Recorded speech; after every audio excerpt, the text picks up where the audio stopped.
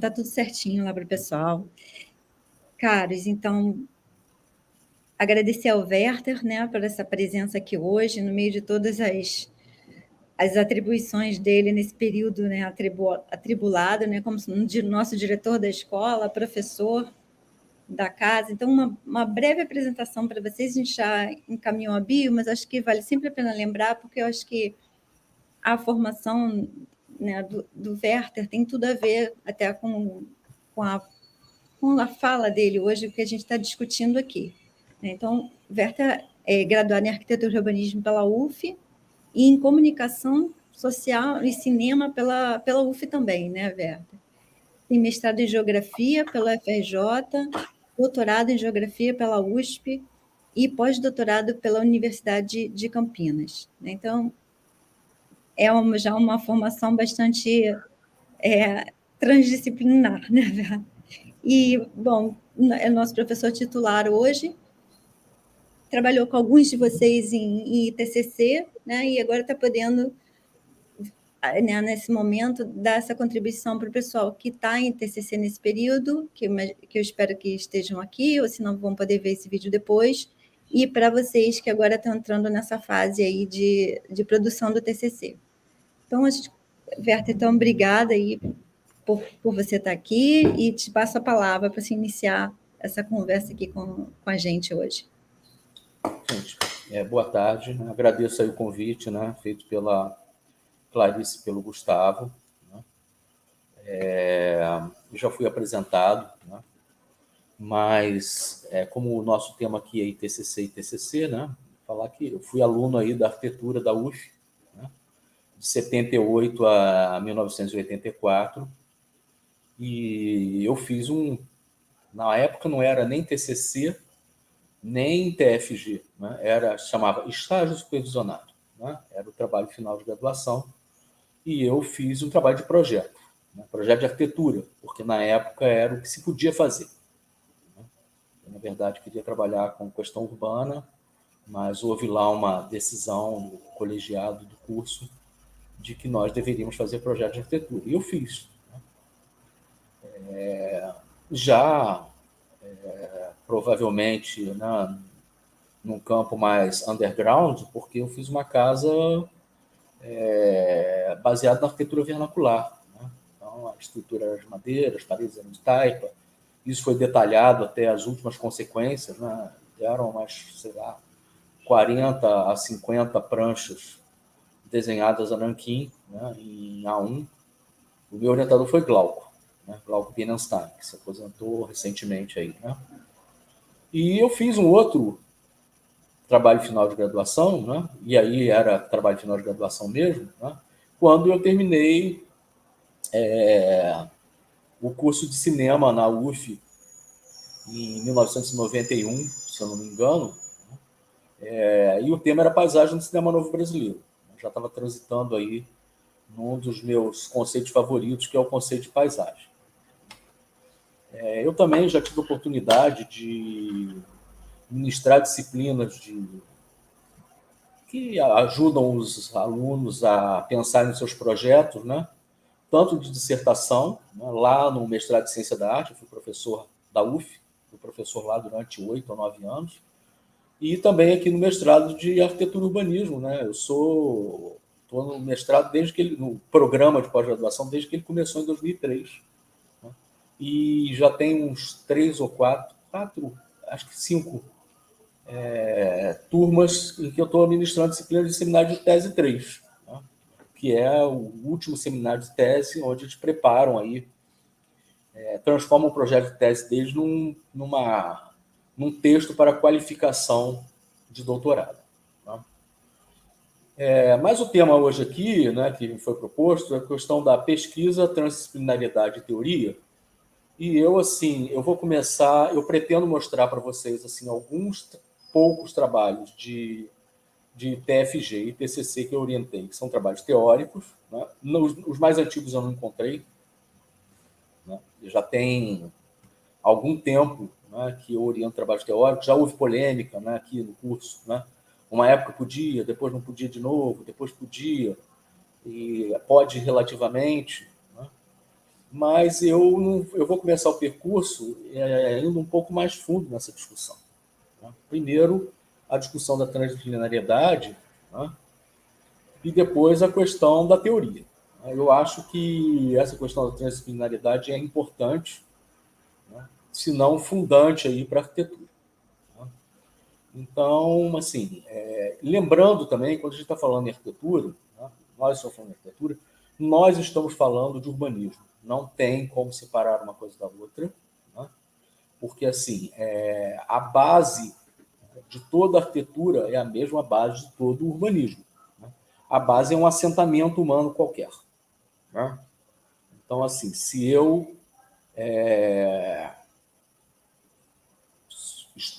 sou um caçador-coletor, estou lá no meio da mata e eu resolvo pousar por uma noite, por 2 ou 3 dias, né? A primeira coisa que eu vou fazer é abrir uma clareira no meu entorno para poder ver, né? Eu delimito o meu mundo, né? Como diz o Norbert Schulz, né? O James Loss, né? A função da arquitetura é impor limites. Limites a quê? Ao espaço natural, né? Ao espaço geográfico. Né? E, eventualmente, também aos nossos vizinhos, né? Que não compartilham das mesmas coisas do que nós e que podem querer assambarcar aquele espaço que a gente está delimitando. Né? E se eu delimito esse espaço, né, faço uma cobertura lá primitiva e pego algumas pedras para fazer uma fogueira, né, eu estou fazendo um assentamento. Né? E essa intervenção, ela não é uma intervenção só a nível da arquitetura, né? É uma intervenção a nível urbano. Ela tem uma relação, né, de urbanidade também. Então, eu acho que isso é importante a gente delimitar. Né? Quando você está falando em arquitetura, a gente está falando em arquitetura e urbanismo, uma coisa não existe sem a outra. Né? E, segundo, né, lembrar que a origem da arquitetura, né, está ligada visceralmente à origem da arte. Né? Talvez, né, a arquitetura, né, ela tenha propiciado todas as outras artes, manifestações artísticas. Né? As mais antigas que a gente conhece, elas estão todas... são pinturas rupestres, né? Elas estão em cavernas. E a caverna, ela é instituída como um espaço de uso humano, né? Eu não vou usar a palavra abrigo nesse momento para não causar polêmica, né? Mas assim, como um espaço, né, que foi apropriado por alguns usuários, né, para as suas atividades cotidianas, né, e que é conformado na sua utilização, no seu layout, né, para a vida cotidiana daquelas pessoas ali, né, esse espaço é o suporte para a arte. Né? Seja a dança, né? Seja a música, seja a pintura nas paredes. Né? Existem várias cavernas, mas tem uma muito interessante chamada Cueva de las Manos, que fica lá na Patagônia Argentina, né, que eu tive a oportunidade de visitar, em que, assim, como é que essa caverna ela é instaurada, né, como uma habitação para os humanos? A partir da impressão das mãos das pessoas nas paredes. Então, durante literalmente milênios, né, as pessoas iam para essa caverna, o rio chama-se Rio Pinturas, né, ele tem uma diversidade de argilas com cores diferenciadas, né, e eles pegavam essas argilas e iam lá e imprimiam as mãos. E imprimir a mão é humanizar aquele espaço, né, daquela caverna, aquela formação rochosa natural, né, instaurar esse espaço enquanto um lugar, né, enquanto uma habitação. Né? E então, a arquitetura, o Gadamer também fala isso, né? A arquitetura é a única arte, né, que dá suporte às outras artes. Eu acho que talvez alguns de vocês tenham tido oportunidade aí de fazer trabalho de campo com a professora Laura, né, indo aí em Otim, né? E em Otim é uma amostra, né, de como, né, a arquitetura e a arte elas estão imbricadas, né?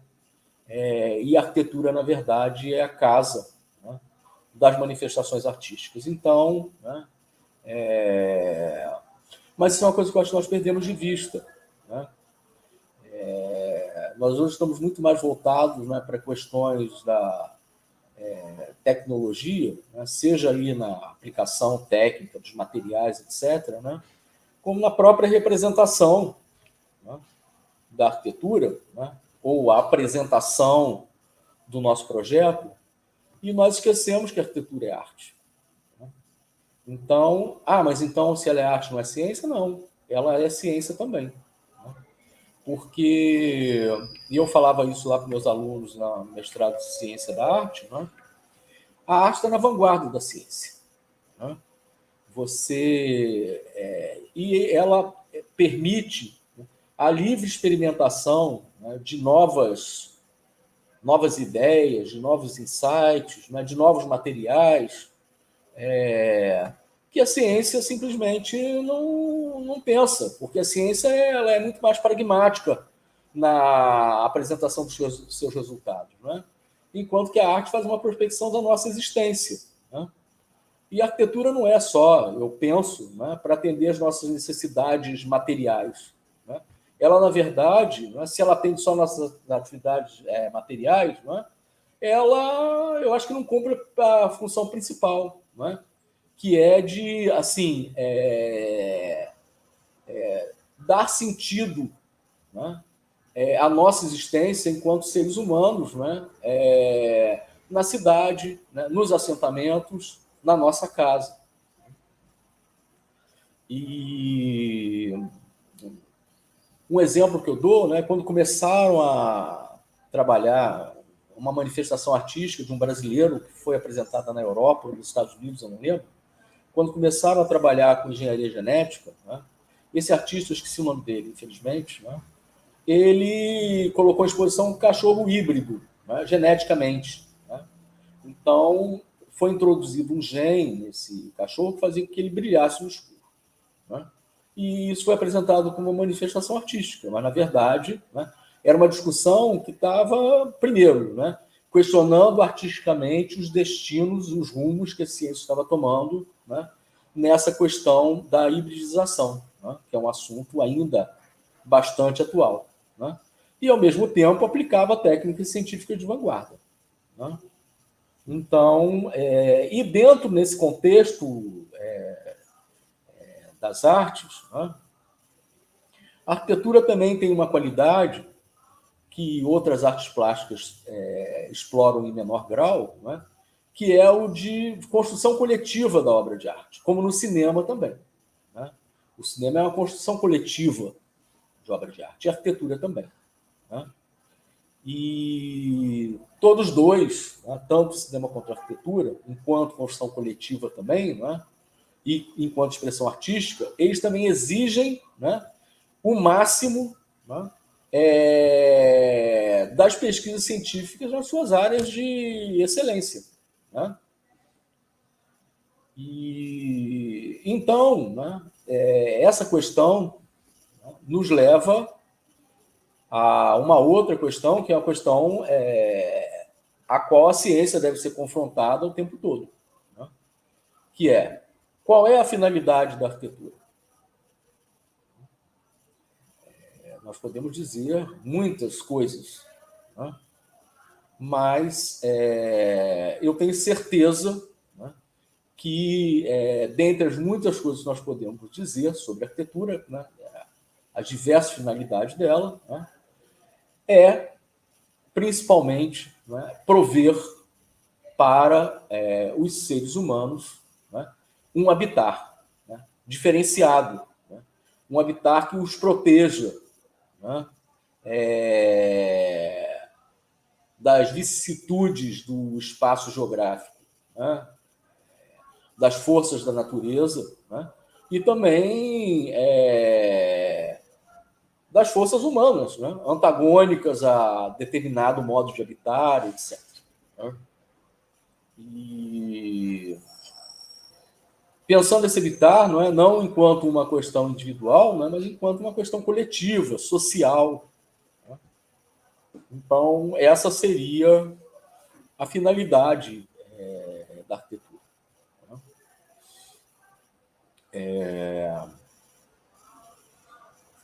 Então, eu diria, né, que, e eu venho dizendo isso com meus alunos há bastante tempo, né, e aí já no argumento de que a teoria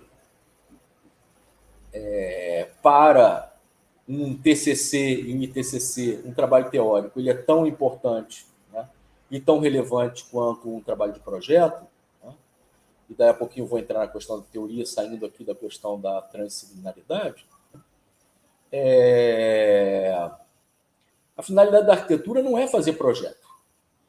A finalidade da arquitetura é prover, né, artefatos construídos, seja, né, uma habitação, um prédio de apartamentos, um centro cultural, uma estação rodoviária, um aeroporto, uma praça, um parque de dimensões de escala bem maiores, como, por exemplo, o Aterro do Flamengo. Né?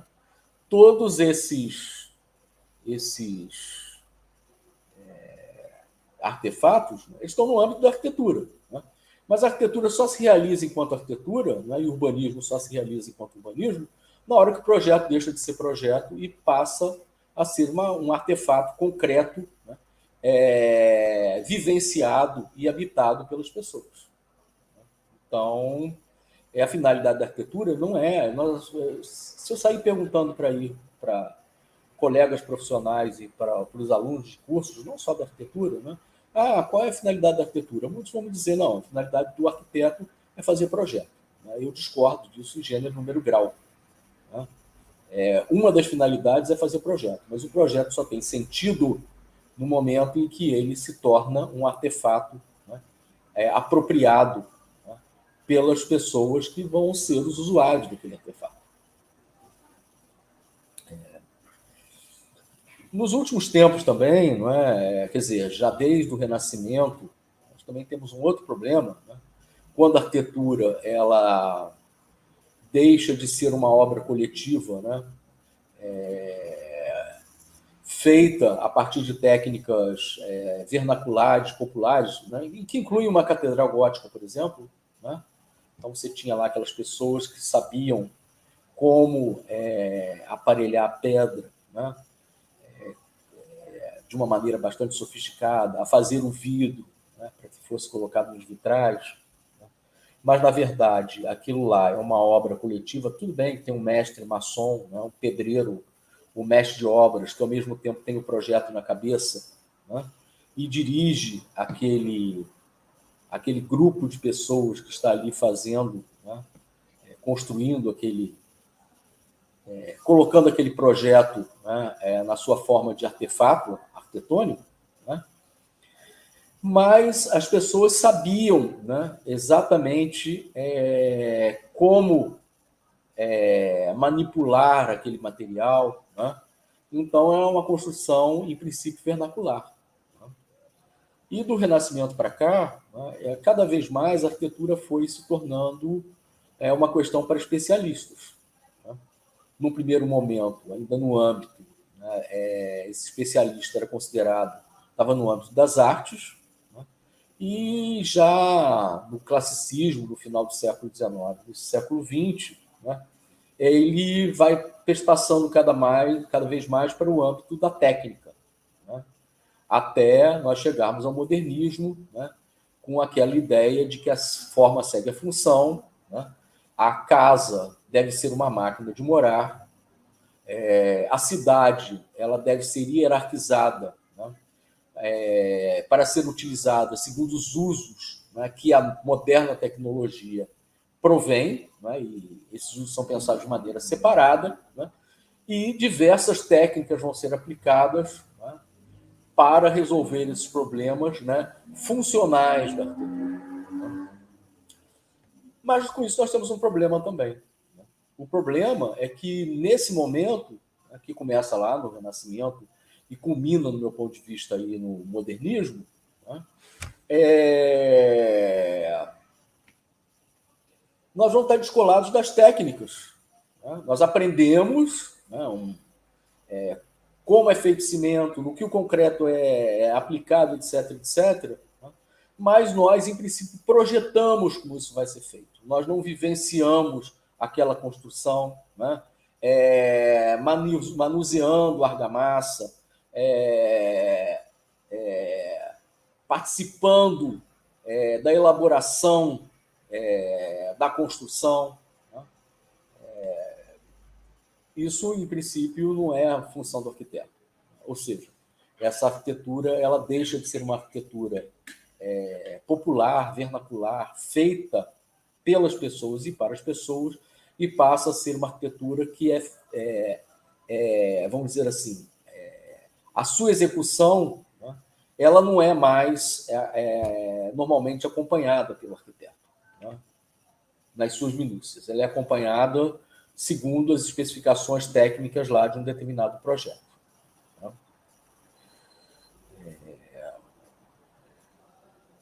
Eu acho que isso insidiosamente foi aí penetrando na nossas mentalidades, não é? A partir da modernidade, né?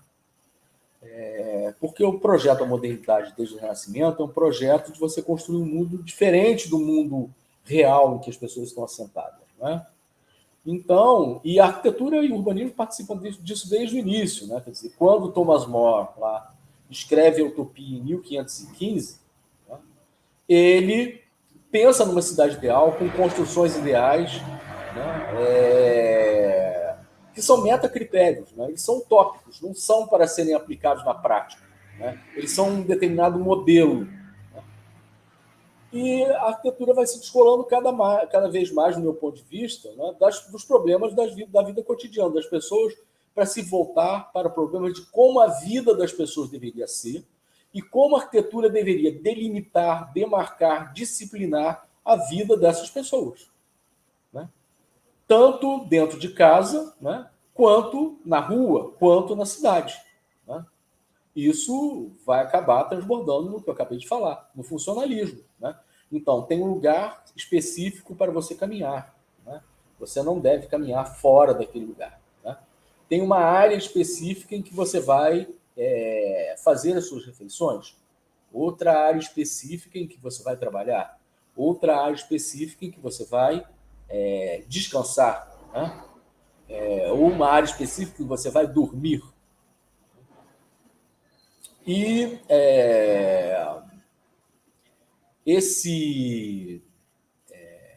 essa determinação, né, ela acaba descolando a arquitetura da vida cotidiana das pessoas, o que é um grande problema.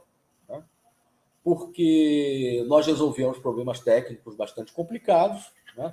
Mas esses problemas técnicos estão voltados, né, apenas para, eu vou usar a palavra de novo, mas eu acho que deveria ter outra palavra melhor, que não me vem à cabeça agora, né? A funcionalidade das coisas, o funcionamento desses artefatos, né? Em termos técnicos, né? E não em termos de como, né, preencher as nossas necessidades do habitar, que não são só necessidades materiais. Né? Eu acho que assim, durante a pandemia, nós vimos muito bem isso, ficamos encerrados em casa, né? E nós vimos que os nossos problemas relativos aos lugares onde nós moramos, né, não são só problemas de ordem técnica. Né? Eles são talvez até os de menor importância, porque a gente pode adaptar daqui, adaptar dali, etc., etc. São problemas de como nós como esses artefatos viabilizam a nossa existência de uma forma harmoniosa. Né? E, em princípio, eles não viabilizam, porque eles foram feitos para determinadas especializações funcionais. Né? E aí, de repente, o nosso quarto vira o nosso escritório.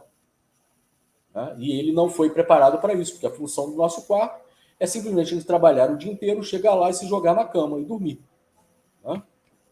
Então, ele não é adequado para que a gente tenha outra atividade ali que não seja dormir, mas nós fomos obrigados a isso, né? E aí nós temos que abrir mão de um monte de outras coisas que acontecem no quarto, que não é só dormir, né? Não é só dormir, né? E um espaço que, em princípio, é um espaço privado, né, em que você tem ali, nem para todos, né, porque muita gente compartilha quarto com outras pessoas, mas, em princípio, é mais privado, né, ele passa a ser um espaço de uso público, né, visível para todas as pessoas, né? E, bem, a solução que nós achamos foi a de nós não abrirmos a nossa tela quando nós estamos no nosso quarto, né, compartilhando um espaço que não deveria ser compartilhado. Isso pode nos causar várias angústias existenciais, né, de ansiedade, né, de vergonha do que nós temos lá, né, o que, evidentemente, não acho que não seria vergonhoso, e vai daí afora, né? Bem, dito tudo isso, né, eu acho também importante frisar que, como a arquitetura, né, ela transita, né, da arte para a ciência e também para a natureza, né, porque assim, o nosso assentamento, né, qualquer que seja a sua dimensão, a sua escala, né, ele, de certa maneira, tem que estar, ou deveria estar, em consonância com o espaço geográfico, né? Nós vemos isso, um exemplo clássico, que esse ano, aliás, ele apareceu, né, em diversos momentos, aí, não é? Que é assim, os assentamentos não respeitam os cursos de água nem a drenagem, né? A gente acha que os técnicos acreditam que determinadas medidas podem controlar a drenagem, né? Inclusive fazendo cálculos em que você faz um cálculo de chuva de projeto, né? Pega a recorrência lá, 50 anos, e projeta, né, para uma recorrência igual ou maior do que aquela. E, de repente, foi uma recorrência maior, por algum motivo, né? E aí nós temos as catástrofes, né? As casas são levadas, isso aconteceu na Bahia, aconteceu no Tocantins, aconteceu em Petrópolis 2 vezes, né? Mais recentemente, agora aconteceu em Maricá também, né? Uma pluviosidade bastante alta, né?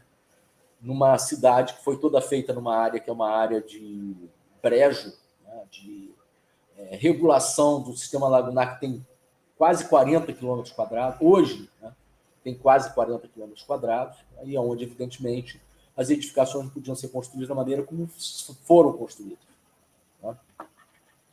Então, a arquitetura, ela depende, né, e no Brasil ela está classificada como ciências sociais aplicadas, eu acho que de uma maneira razoavelmente perfeita, né? Eu acho que talvez hoje fosse melhor a arquitetura estar como ciência ambiental, mas não existe a classificação de ciências ambientais aí no CNPq, né? Mas quando nós nos colocamos lá como ciências sociais aplicadas, quer dizer que nós trazemos determinadas questões, determinadas teorias, determinados conceitos, determinadas práticas de outras ciências para nós fazermos arquitetura, né? Da sociologia, da antropologia, da geografia, da física, da matemática, da história, e vai daí afora, né? Então, a arquitetura, em essência, né, ela é transdisciplinar, com toda certeza, né? O que, aí indo para o segundo tópico, né, o que não quer dizer absolutamente, né, que a arquitetura não tenha a sua própria teoria, né, e que ela não seja necessária.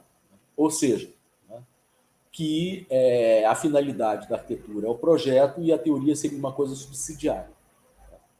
Na verdade, a teoria ela é fundante, né? E eu vou dar um exemplo que não é nem da arquitetura, né, mas também tem a ver com a arquitetura, né? Nós, enquanto profissionais, né, devemos entender de estruturas, né? Nós deveríamos saber calcular uma estrutura de madeira, uma estrutura feita com aço, uma estrutura feita com concreto, né? e nas suas diversas formas, né? Nós deveríamos saber conceber e calcular uma estrutura tensionada de lona, e nós deveríamos saber o comportamento desse material. Nós temos disciplina sobre isso, né? Nós temos um monte de cálculos lá, estruturais, né? Então, tem nome de sistema estrutural, né? E nós temos dificuldades, né, quando se trata desse quesito, né? E eu acho que essas dificuldades partem do princípio, né, de que essas disciplinas são ensinadas, né, a partir de determinadas formulações matemáticas, né?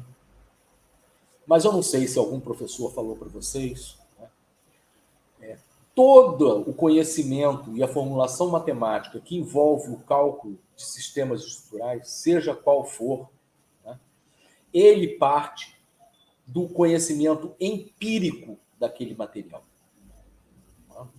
Então, você tem um determinado material, vamos dizer que seja um tijolo de adobe, né? E você, a partir do conhecimento tradicional, da fabricação tradicional do adobe, você vai fazer ensaios, né, sobre a resistência desse material, a aplicabilidade desse material, o tempo de duração desse material exposto às intempéries, etc., etc., né? E esse conhecimento, né, ele vai ser formulado matematicamente, né, a partir, né, da experiência cotidiana, a partir do saber tradicional de aplicabilidade desse material. Inclusive, assim, né, quando nós estamos falando de concreto armado, nós não sabemos qual é a duração, né, de uma estrutura de concreto armado, né? A gente depreende qual seja, mas nós não temos ainda um tempo, né, de vida útil dos prédios de concreto armado para saber qual é o tempo de durabilidade, né? Do prédio de pedra, né, nós sabemos, porque nós temos assim tradição em construção de pedra pelo menos há uns 5.000 anos, né? Concreto não, é um material recente, né? Então, exatamente por isso é que quando os engenheiros, né, e especialistas em estática, que podem ser físicos também, né, eles formulam, né, matematicamente o comportamento de um determinado material, de uma determinada estrutura, eles colocam um coeficiente de segurança lá, né? Quanto mais insegurança eu tiver, né, com relação aos ensaios empíricos de um determinado material, maior será o coeficiente de segurança que eu colocarei lá, né, para garantir, né, em princípio, né, que esse prédio tenha estabilidade, mesmo sabendo, nos ensaios que eu fiz, que utilizando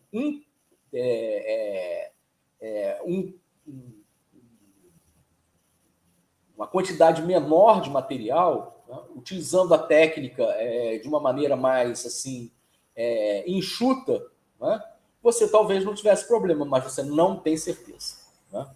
Então, eu estou falando isso, né, para mostrar para vocês, né, que não é a teoria que move o projeto, né?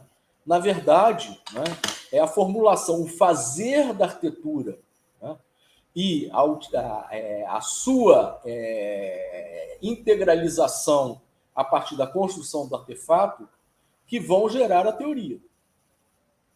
Então, a teoria, de certa maneira, ela é importantíssima, né? Ela, na verdade, ela formula as questões da nossa vida cotidiana, dos saberes tradicionais, né, a partir de parâmetros artísticos e científicos, né, e ela nos prepara para dar saltos epistemológicos na nossa disciplina, né? Então, dando um exemplo, né, a discussão na década de 60 começa na década de 1950 e se exacerba na década de 1960, né, sobre o pensamento, né, da arquitetura e do urbanismo modernista, né, e novas formulações, né, para esse pensamento, né, partem de discussões de ordem prática, né, como, por exemplo, o Kevin Lynch lá, né, na imagem da cidade, né, questionando, de certa maneira, o zoneamento modernista, né, feito de cima para baixo, né, eu vou dizer como a cidade será. Né, e dizendo que, na verdade, as pessoas constroem a cidade, contribuem para a construção da cidade, a partir da imagem que tem da cidade, da maneira como elas se orientam, né, e elas se apropriam dessa cidade, né, essa constatação, que é uma constatação feita em campo, ela se torna uma teoria que a gente usa até hoje, né, e que é bastante poderosa. Então, a teoria, de certa maneira, ela precede, né, as formulações teóricas, ela dialoga com essas formulações teóricas e ela permite, né, que você dê saltos epistemológicos em determinadas questões. Né? Você supera uma questão qualquer, né, e você, né, gera, né, novas questões. Né? Então, assim, para a arquitetura, resumindo essa discussão, né, a vida cotidiana das pessoas é que vai gerar a explicação de mundo, do mundo das pessoas. Né? E a arquitetura, né, na sua função, né, de prover o habitar para as pessoas, né, ela faz parte, né, dessa interseção entre a vida cotidiana e a explicação de mundo. Então, a prática alimenta a teoria. Né? A ciência, ela é, em princípio, né, um refinamento desses saberes tradicionais. Né? E um refinamento, né, do que se demanda na vida cotidiana. Eu estou falando da arquitetura, mas eu podia estar falando da vacina. Né? Já se estava desenvolvendo aí vacinas para determinados vírus, RNA, etc., etc., né? Mas você não tinha uma demanda extraordinária, né, para que isso fosse feito. Né? E aí veio um fato que mudou a nossa vida cotidiana. Um vírus, RNA, né, extremamente agressivo, começou a atacar as pessoas, né? E a ciência, né, a partir, né, de um acúmulo de conhecimentos, né, sobre os vírus, que começa lá com o início do desenvolvimento das vacinas, de uma forma bastante empírica, né? A vacina da varíola, por exemplo, né? E nós chegamos, né, a essa formulação científica, novas vacinas que fazem manipulação genética, não trabalham mais com vírus amortecido ou vírus morto, né? É uma outra técnica, né? Mas ela, em princípio, parte desse conhecimento, né, que é um conhecimento que vem da nossa vida cotidiana e do saber tradicional. Então, gente, assim, eu pretendo que daí a pouquinho a gente possa dialogar um pouquinho, vocês perguntem, né?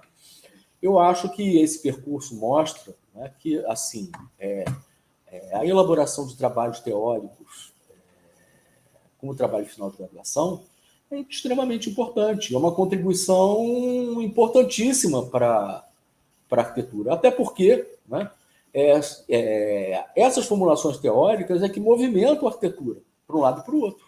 Né? Vamos pensar em dois aí, teóricos da arquitetura, né? O Le Corbusier, né, projetou, mas projetou pouco, né, mas teorizou muito, ele pensou muito a arquitetura no nível teórico, que seria essa arquitetura, né, de uma era tecnológica, né, um homem, né, submetido a essa tecnologia, né, e ainda é uma tecnologia assim, analógica, não é a tecnologia digital, né, e o Kenneth Frampton, né, já pensando nessa transição de uma tecnologia analógica para uma tecnologia digital. Né? E outros autores mais recentes aí. Né? Então, a teoria ela alimenta, né, a maneira como a gente vai projetar. Né? Então, por que não ter trabalho teórico no FG? Né? Da maneira mais transversal possível, né? Trazendo essas contribuições dessas outras ciências para que a gente possa pensar o nosso objeto, né, que não é fazer projeto. Friso de novo. Né? O nosso objeto é que esse projeto, em princípio, né, ele se torna um artefato que vai ser utilizado pelas pessoas. Óbvio que nós não podemos ter a pretensão de que o aluno vai fazer lá um projeto do trabalho final de graduação e que ele seja construído depois, né? Eu também não estou falando contra que se faça projeto. Eu acho simplesmente que a gente deve ter esse rol aí de possibilidade na mão, né? E eu vejo, concluindo, indo para o terceiro tema aí, do título da palestra, que é a pesquisa, né? Ambos são pesquisas, ambos são prospecções sobre arquitetura e urbanismo, né? Um voltado mais, né, para o fazer, né, do arquiteto enquanto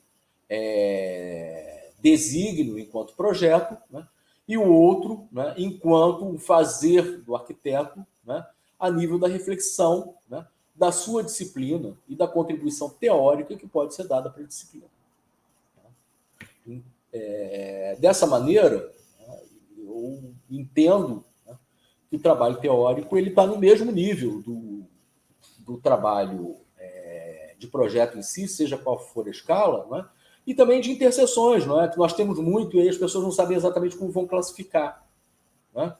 Porque é um trabalho que, sei lá, né, pensa teoricamente a questão do patrimônio, né? Eu orientei 2 agora recentemente sobre isso, né? Você pensa teoricamente a questão do patrimônio, da educação patrimonial, que não estava nem pensando no patrimônio em si, né? E depois você pensa como é que isso pode ser aplicado em um determinado local, né? Ou você vai e faz um trabalho de campo, né, e conversa com determinadas pessoas, e a partir dessa conversa, né, sai uma proposta em diretrizes para uma determinada apropriação de espaço, né? Então, assim, eu acho que uma das qualidades da arquitetura também, né, é que ela é uma disciplina que se formulou muito antes do positivismo. Então, ela não cabe nas caixinhas, né? Ela não cabe na caixinha como muitas das disciplinas que foram formuladas lá no final do século XIX, século XX, né, elas estão colocadas dentro das caixinhas, elas não saem daquilo ali, né, porque elas têm um determinado objeto de estudo, né? A própria geografia, né, Clarissa falou, né, eu fiz mestrado e doutorado em geografia, né, mestrado na UFRJ, orientado pelo Maurício Abreu, o doutorado na USP, orientado pelo Armando Corrêa da Silva. E lá, né, eu fui cobrado, tanto na minha dissertação de mestrado quanto na minha tese de doutorado, a trabalhar com conceitos espaciais, porque assim, né, seja lá o que isso for, né, porque a geografia, em princípio, o objeto da geografia é trabalhar com o espaço. Então, você tem que trabalhar com os conceitos espaciais, né?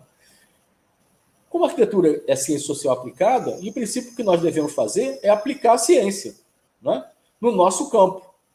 E aí, por isso que a discussão da finalidade da arquitetura, né, para além do projeto, ela é fundante, né? E essa discussão passa tanto por a gente pensar o projeto, né, não só enquanto uma técnica, né, enquanto um meio, né, mas enquanto a habitação, né, o que vai ser utilizado, né, por determinados grupos e que pode ser reciclado ao longo do tempo, porque ela tem uma longevidade muito grande de utilização, né?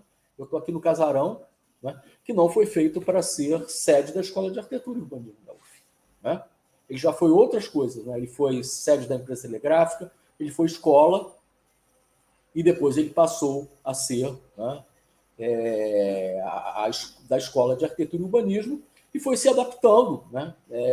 Desde que eu estou aqui há 32 anos, né, as salas aqui do segundo andar do casarão já tiveram diversas utilizações diferentes, né? E ele tem uma certa maleabilidade, né, que permite, né, essa arquitetura, que permite que ele seja reciclado, né, repensado segundo novos usos, etc., né? Então, a pesquisa, né, ela, em ciências sociais aplicadas, ela está voltada tanto para a reflexão teórica quanto para a nossa prática, né, seja em que nível for, e também nessas interfaces da teoria com a prática, a gente não sabe exatamente onde a prática termina e começa a teoria, onde a teoria termina e a prática começa, o que eu acho muito bom, né? Eu acho muito bom, porque a prática e a teoria devem conversar o tempo todo, né? A prática alimenta a teoria alimenta a prática, e assim nós vamos caminhando no nosso objeto e dando lá os nossos saltos epistemológicos. Tá? Eu agora acho que já falei 45 minutos, pelo menos. Né? Eu vou tentar aqui, né, compartilhar com vocês alguns TCC teóricos que eu orientei, só para vocês terem uma ideia aí das diversas possibilidades que estão colocadas. Né?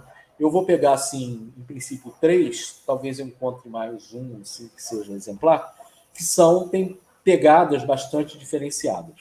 Tá? Deixa eu ver aqui se eu consigo abrir a pasta aqui. Eu vou ter que minimizar isso aqui. Só um instante.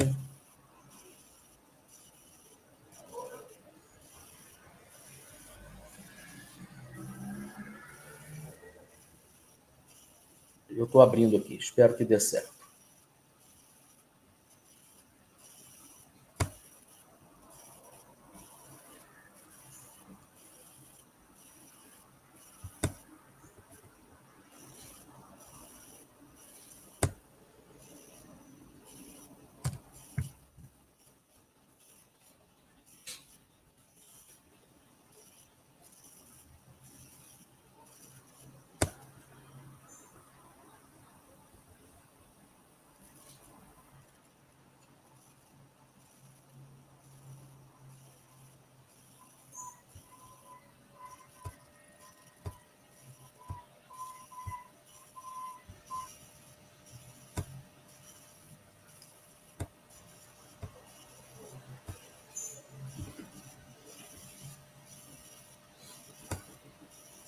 Tem a TFG aqui. 2011.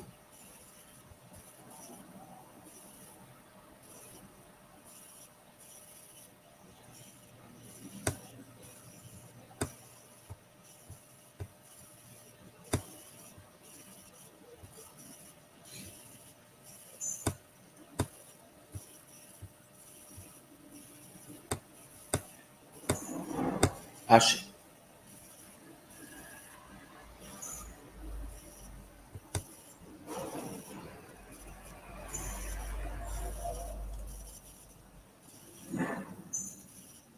Eu vou...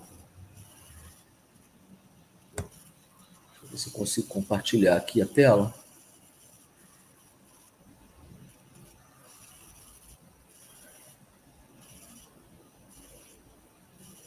Eu não sei como é que maximiza isso aqui.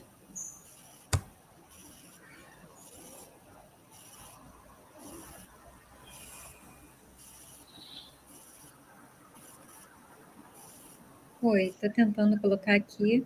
Já conseguiu abrir? Não, eu consegui abrir. Eu vou ver se consigo compartilhar. Tá, eu vou ver se eu saio daqui para ver se eu consigo colocar a tela como layout. Compartilhar slide. É compartilhar a tela, né?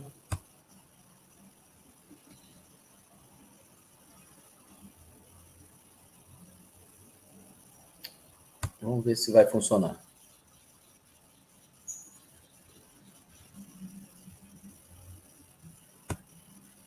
Não.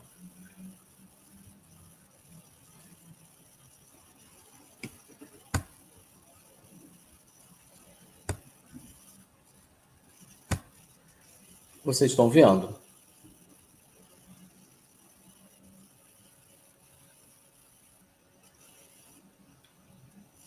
Tá dando para ver?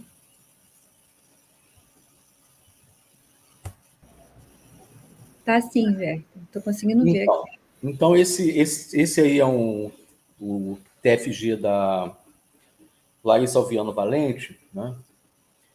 De 2011, né? E ela trabalhava na Cirela, né? E aí ela chegou com essa proposta aí de trabalhar, né, pensando um pouco a produção imobiliária na construção da cidade, né?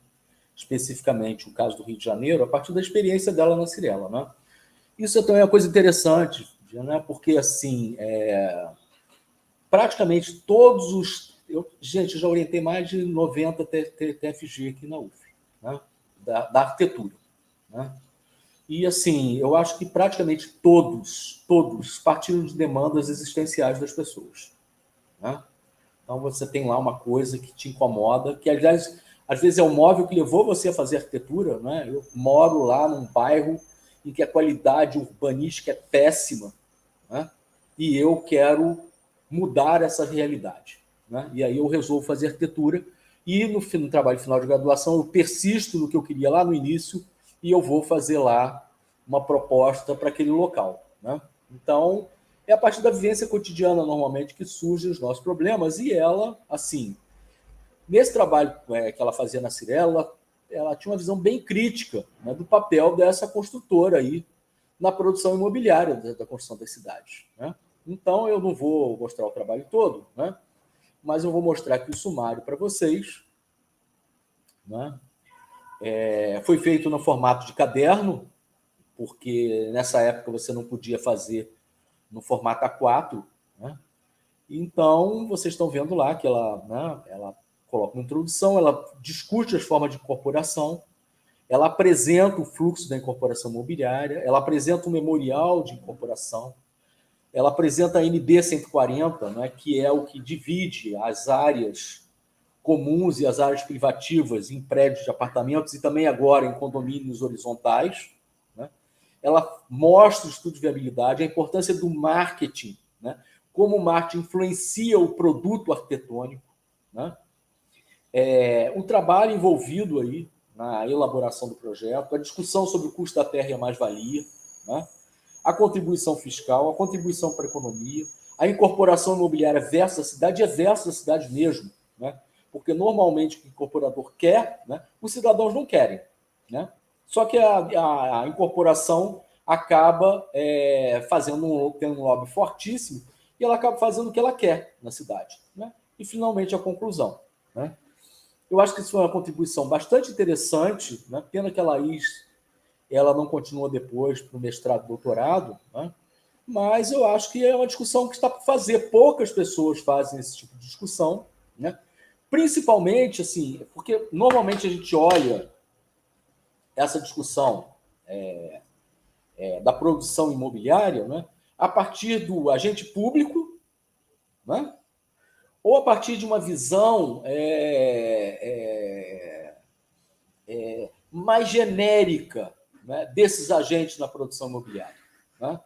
E a gente se volta pouco, até porque a gente conhece pouco, né, os bastidores do que acontece lá, né, dentro de uma empresa, né, que faz incorporação imobiliária, né? Então, eu acho que é uma contribuição extremamente importante, né, e mostra para vocês, né, a importância de se fazer um trabalho teórico que pense essas questões, né, que poderia depois até ser amadurecida aí,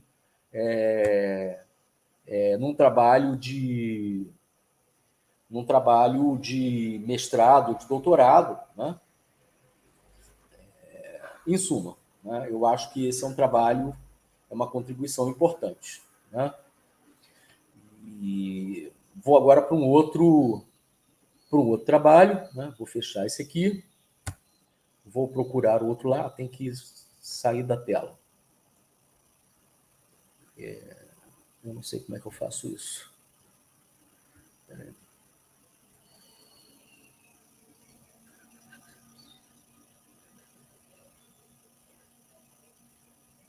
Parar a tela. Pronto.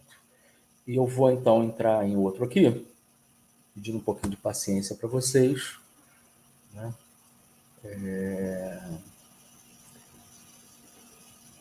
Que é o da Tainá Ghisani, né? Que é um estudo comparativo, né? Eu vou exibir aqui de novo, deixa eu ir para lá, compartilhar a tela.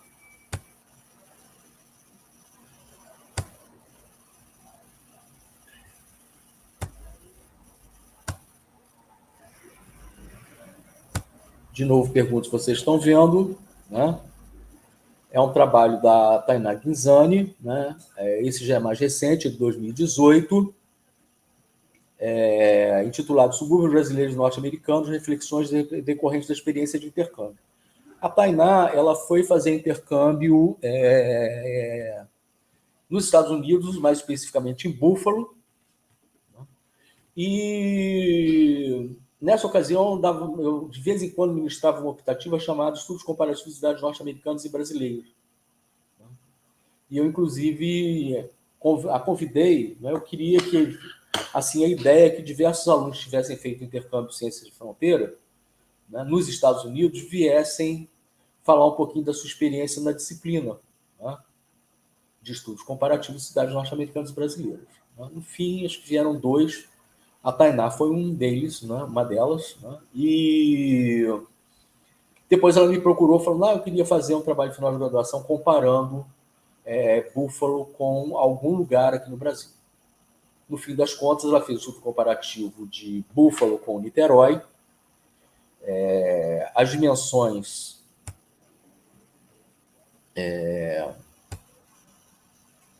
e vocês estão vendo que esse aqui foi feito no formato de monografia, né?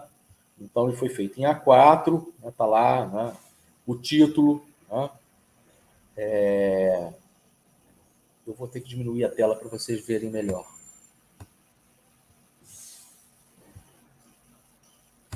A ficha catalográfica, né?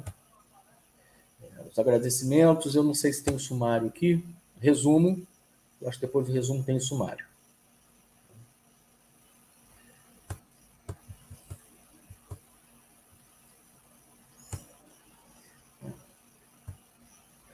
As figuras, ainda não cheguei lá. Desculpem, mas...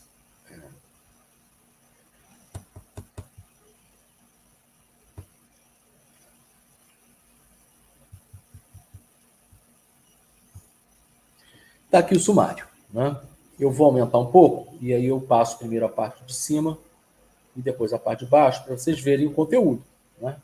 Então, é um trabalho clássico, né? Monográfico, né? Com introdução, justificativos, objetivos, a metodologia, né? Uma discussão teórica sobre a questão da periferia e do subúrbio, né? Pensando tanto o caso norte-americano quanto o caso brasileiro, que são emblemáticos, né? E os dois assim, têm o mesmo móvel. Né? Inicialmente é o trem, né? Depois, num segundo momento, é o automóvel. Né? E depois ela apresenta o estudo de caso, a cidade de Niterói e de Buffalo. Ela vai fazer diversas comparações, né?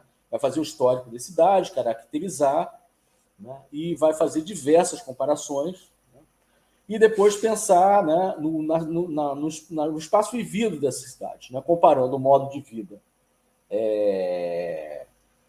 suburbano brasileiro, né? E ela trabalhou com a região oceânica de Niterói, e o modo de vida suburbano norte-americano lá em Buffalo.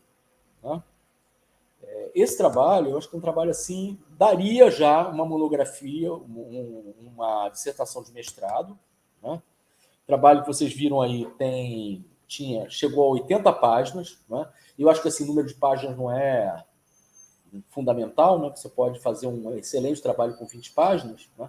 Mas ela realmente tinha muita coisa a dizer. Né?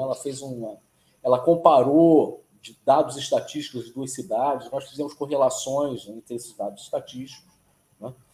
E ela chega a essas considerações finais. Esse trabalho aí, nesse caso, foi bastante assim, importante para a Tainá, porque ela, logo depois, ela resolveu submeter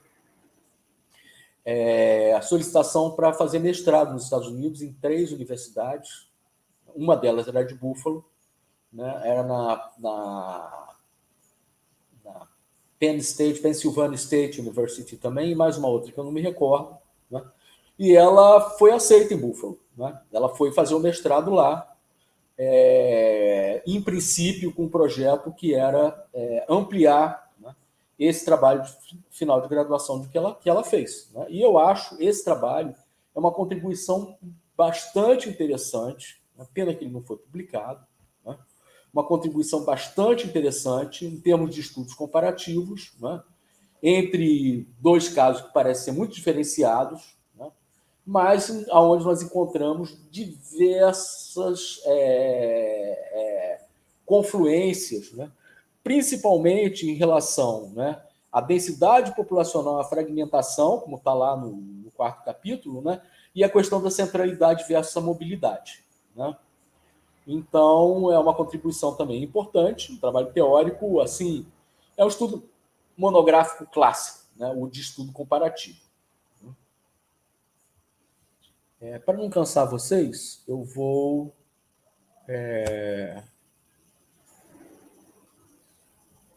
apresentar só mais um caso, para que depois a gente possa conversar um pouquinho, até porque daí a pouco eu tenho aula e vou ter que sair. Então, tinha um outro que eu queria mostrar para vocês, que é mais recente.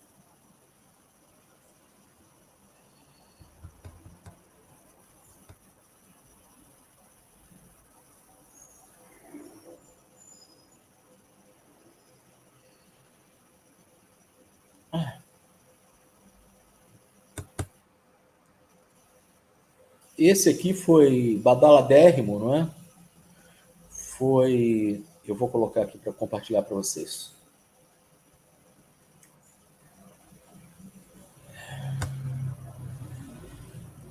Foi a maior audiência que eu já tive numa apresentação de trabalho final de graduação, que é o do Ciro Najjar, né? Intitulado Um Olhar Fenomenológico sobre o Corpo, desenhar e projetar universalizando o acesso à cidade. Né?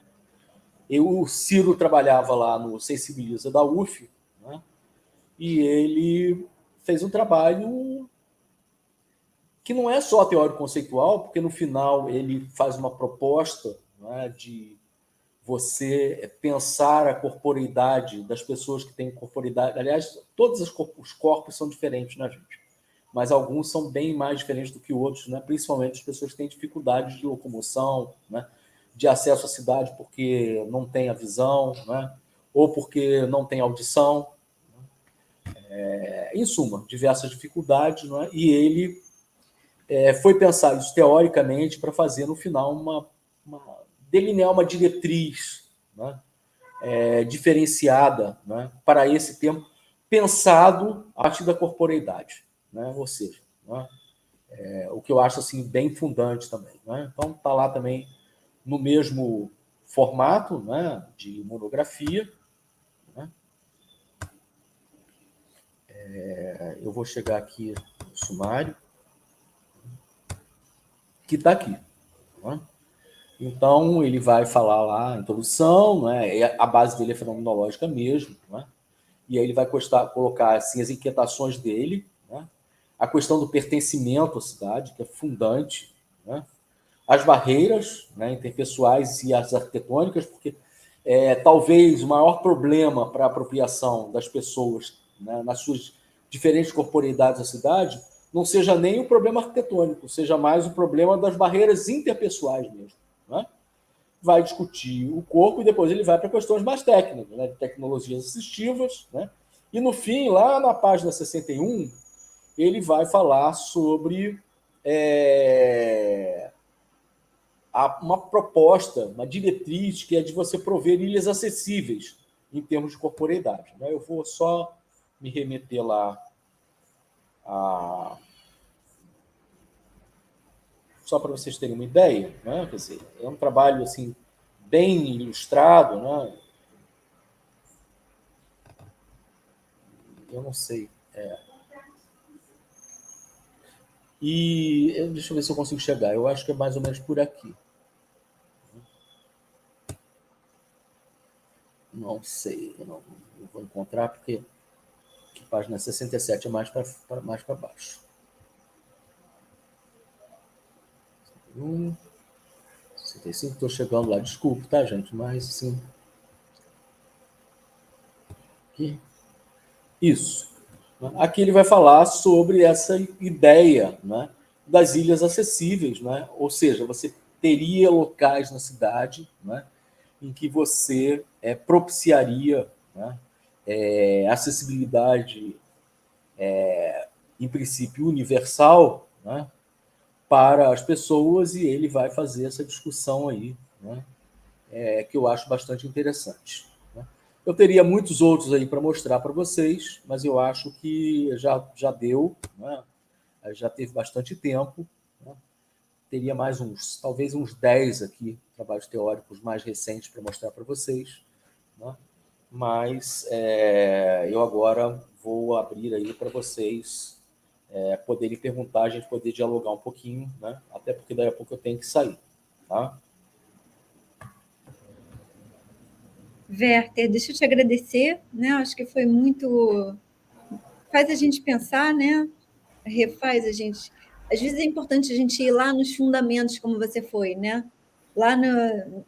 Voltar, às vezes, lá no início da sedentarização, né? para a gente lembrar todo o nosso processo e onde que a gente está, né? Onde que a gente está hoje nesse processo de continuar construindo conhecimento no nosso campo. Acho que você tocou aí em questões fundamentais, que a gente tem que estar sempre sendo relembrado dessas coisas, né? Acho que é fundamental. Pessoal, vocês estão convidados a colocar as perguntas de vocês no chat, a gente consegue ler aqui diretamente, né? Ou algum comentário. O pessoal está agradecendo. Werther, lá no... Acho que você está vendo no chat aí também, né? Não, eu não vejo o chat, não. Ah, não. É porque a gente tem como ver. Se você clicar aí, mas o pessoal está... A Vitória está agradecendo pela palestra. Queria te agradecer. Achei aqui. É. E aí, pessoal? Então, enquanto o pessoal... Né, não sei se eles vão perguntar ou não, eu queria te comentar assim, uma questão, né?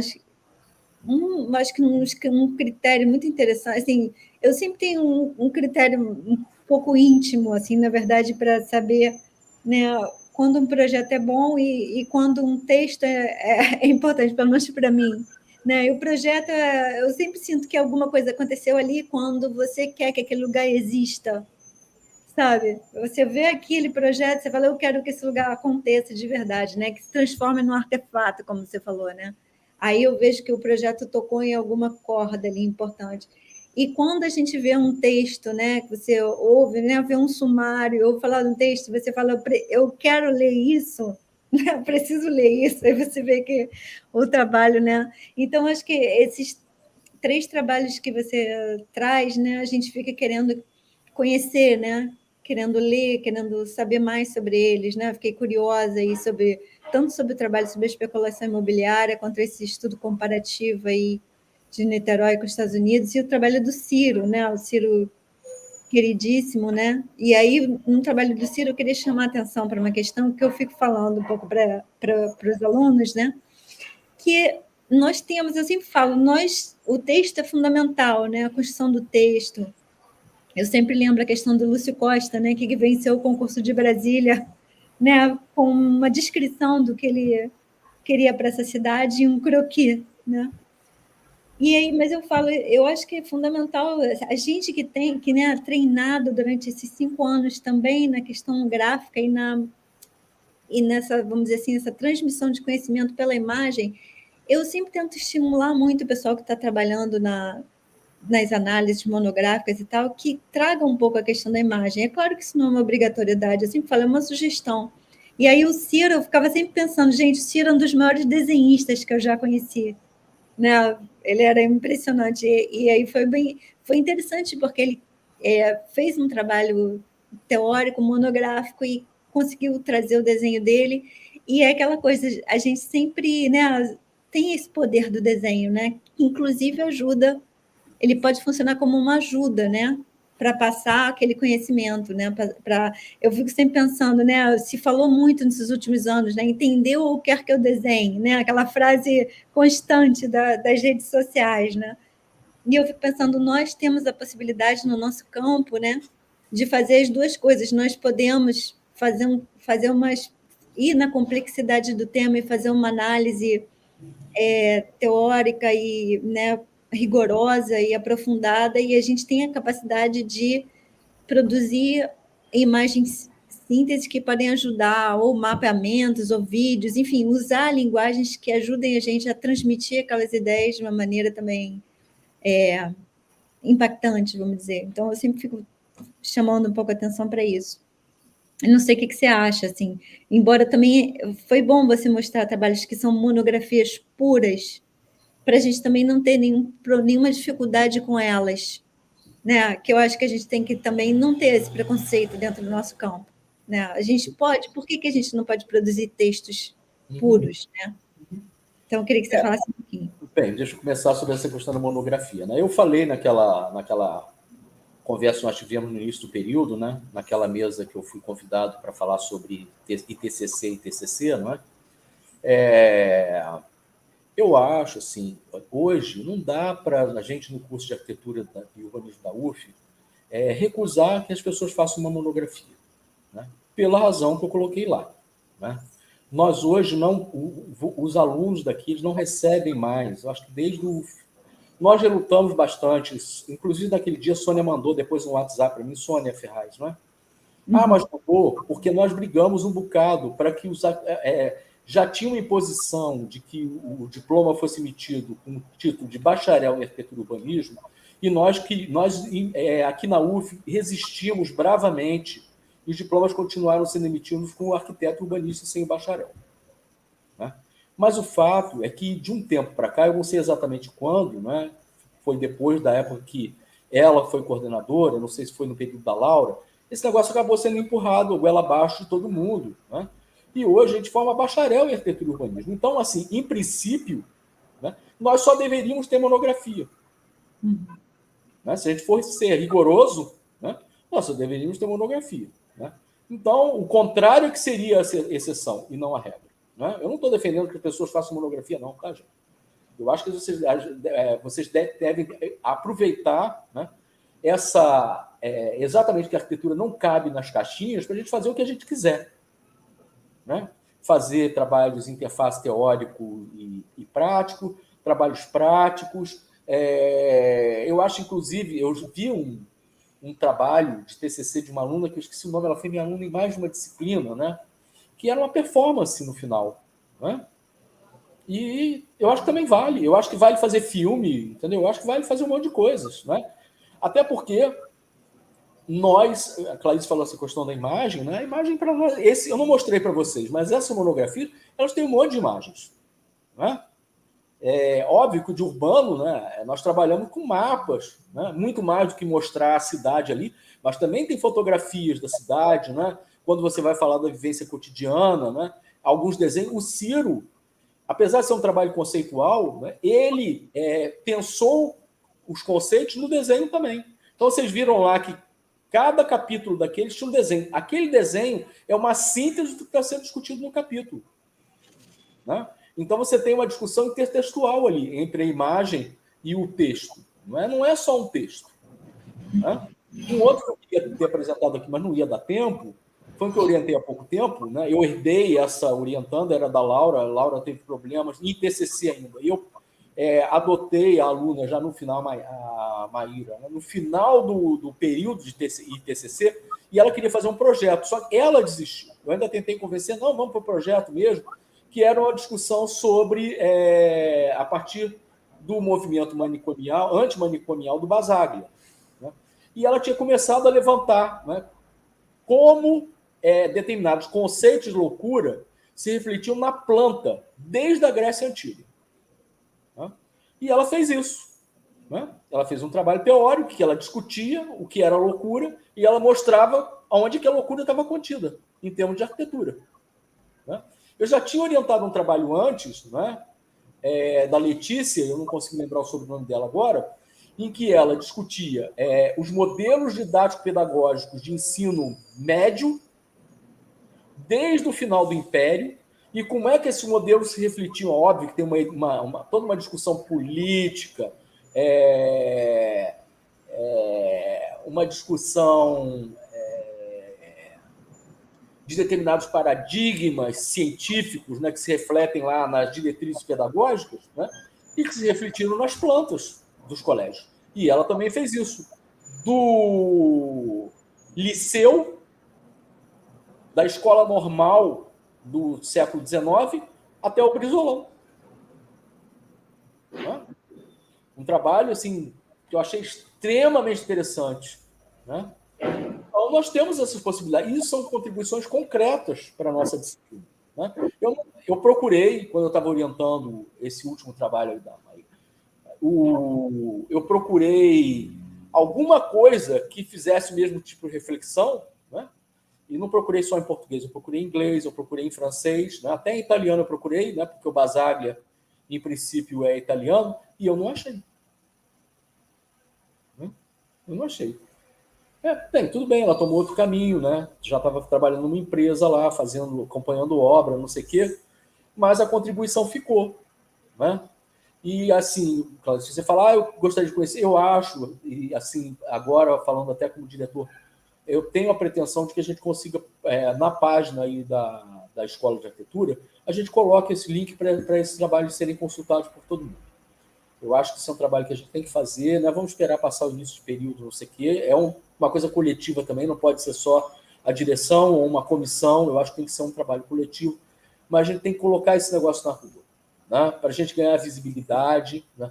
Os nossos trabalhos ganhar visibilidade, para além das nossas conversas aqui dentro e para além das premiações que a gente tem de vez em quando. Né?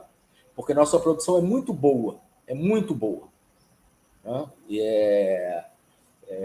Eu vejo críticas ao curso. Não, o curso isso, o curso aquilo.